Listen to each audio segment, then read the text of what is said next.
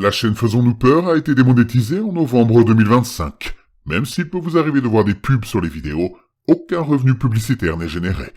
N'ayez pas peur de soutenir la chaîne à travers des donations ponctuelles, mensuelles ou des achats de très longues narrations sur le site Buy Me a Coffee. Votre soutien est essentiel pour l'avenir de la chaîne. Affreusement vôtre, la ruse.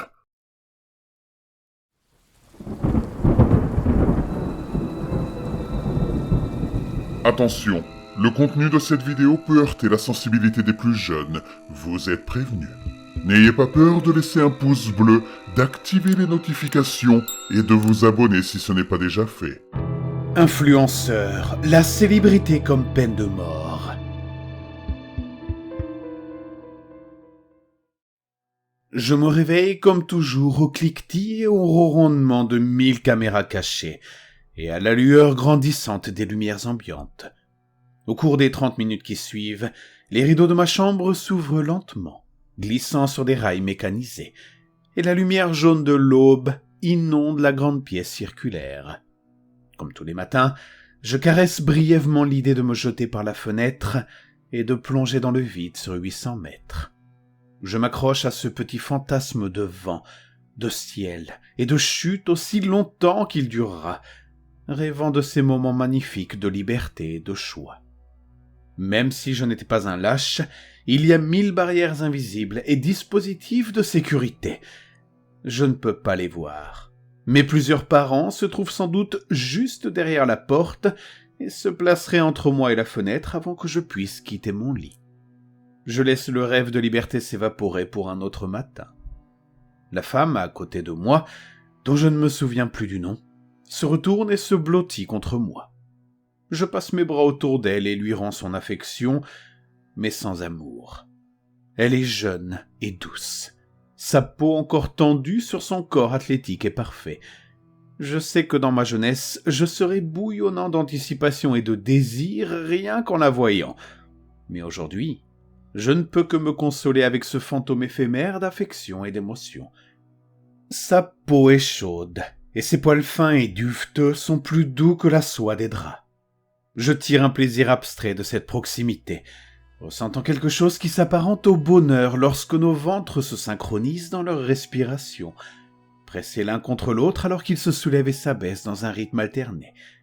Son souffle est chaud et humide sur mon menton et mon cou. Il ne me faut que quelques instants pour me lasser d'elle et je balance mes jambes au bord du lit.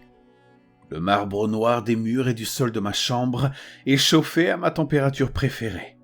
Alors je marche, nu, vers la grande salle de bain.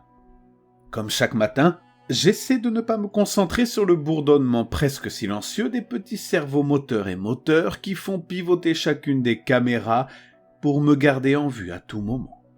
Elles doivent être complètement autonomes, mais cela m'amuse de penser à un millier de parents en uniforme qui suivent minutieusement chacun de mes mouvements, 16 heures par jour. Ils seraient plus fous que moi à présent. La routine commence. Elle n'est pas identique tous les matins, mais consiste en un petit répertoire de tâches ordonnées, combinées dans un ordre légèrement différent de celui de la veille.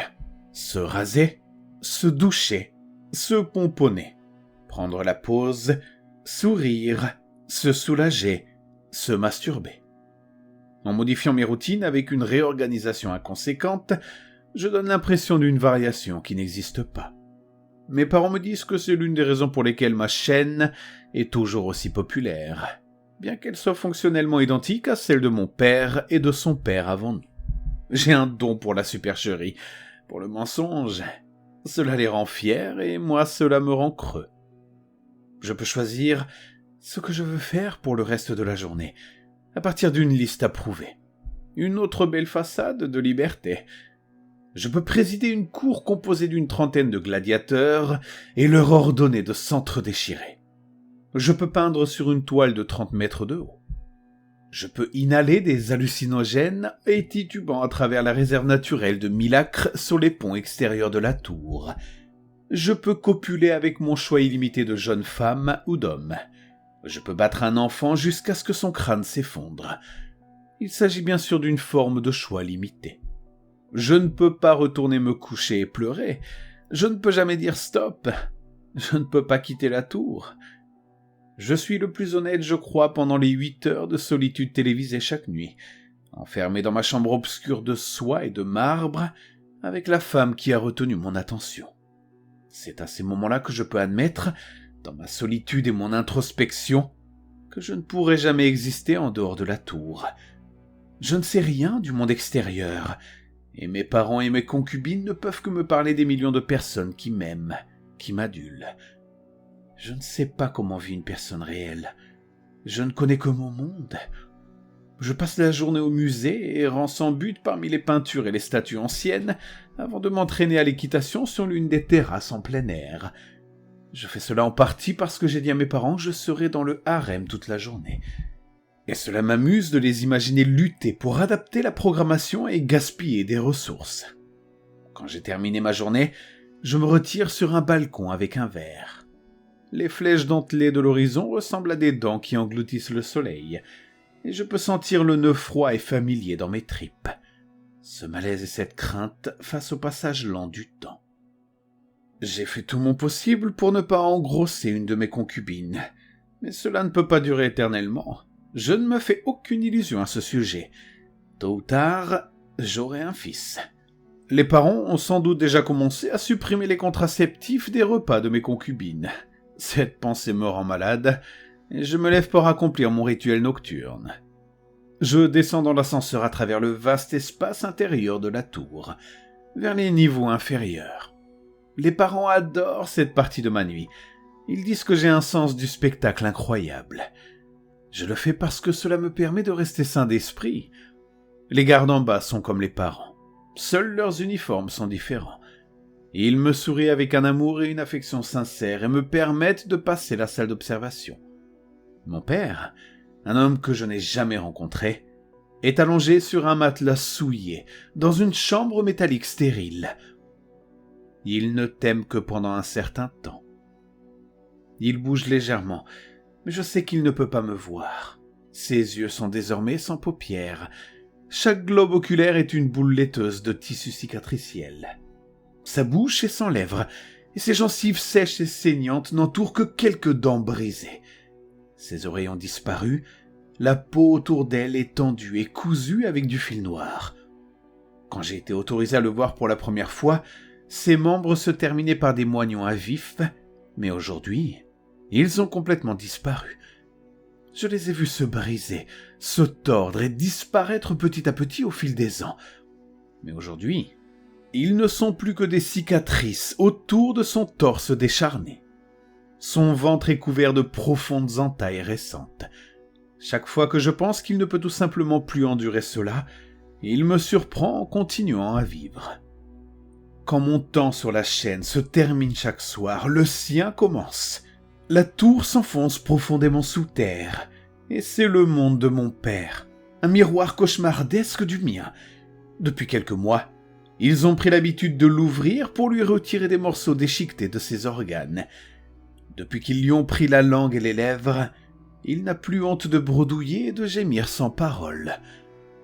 Je n'éprouve aucun amour pour cet homme, aucune pitié pour cette chose. Je peux à peine éprouver de la pitié pour moi-même, mais il est mon miroir, mon portrait du futur. Les gens qui m'aiment aujourd'hui finiront par se lasser et tomberont amoureux de mon fils inévitablement. Plus tard, ces mêmes personnes prendront plaisir à assister à mon démantèlement lent et chirurgical, 8 heures par nuit. Le bras mécanique au plafond descend, accrochant un crochet au harnais qui entoure le corps brisé de mon père, et le transporte dans la pièce voisine pour le préparer pour le spectacle. Il se met à hurler, un cri ululant de terreur impuissante, et se débat dans l'étreinte de la machine. Mais celle-ci le berce presque doucement en l'emmenant hors de ma vue, vers celle de quelqu'un d'autre. Je détourne le regard, je retourne dans ma chambre, je reste allongé, immobile et vide dans le noir, et la chaîne change. Cette creepypasta montre les influenceurs comme des clowns sacrés de la décadence. Elle ne parle pas de célébrité. Elle parle d'humiliation institutionnalisée. L'influenceur n'y est pas une victime tragique au sens noble, mais un pantin doré, engraissé, surveillé, vidé de toute dignité et surtout parfaitement remplaçable. Il n'est pas un dieu, mais une mascotte sacrificielle, un animal de zoo humain dont la seule fonction est d'occuper l'écran jusqu'à ce que l'ennui collectif exige son démembrement. Ce qui frappe d'abord, c'est le ridicule absolu de cette existence prétendument toute puissante. Tout est luxe, tout est accès illimité, tout est choix, et pourtant rien n'est réel. La liberté est une liste déroulante, le désir est automatisé, même l'intimité est chorégraphiée. L'influenceur ne vit pas, il mime la vie, comme un acteur trop payé dans une pièce qu'il déteste, sous l'œil d'un public qu'il ne rencontrera jamais. Il est grotesque parce qu'il se croit spécial alors qu'il est un produit industriel héréditaire, cloné de son père, qui lui-même n'était qu'un brouillon avant l'abattoir. La créativité dont on le félicite n'est qu'une variation cosmétique sur une routine vide. Sourire, poser, jouir, recommencer. Même ces transgressions sont prévues, validées, consommables. Rien n'est subversif, tout est monétisable. Le texte ridiculise férocement l'illusion centrale de l'influenceur moderne, être aimé. Ici, l'amour est une ressource périssable, un carburant qui se consomme vite et qui exige sans cesse du sang neuf. Les parents, figures glaçantes du public, des plateformes, des sponsors de l'algorithme, n'aiment pas. Ils regardent. Et regarder est déjà une forme de violence. Parce que cela réduit l'individu à un spectacle continu, sans droit au retrait, sans droit à l'effondrement. L'influenceur est d'autant plus risible qu'il est conscient de tout cela, et pourtant incapable de s'en extraire. Il se croit lucide, presque supérieur, mais cette lucidité ne débouche sur rien. Elle ne produit ni révolte ni fuite, seulement une mélancolie stérile, un nihilisme confortable, une plainte silencieuse dans un lit de marbre chauffé. Même son fantasme de mort est pathétique.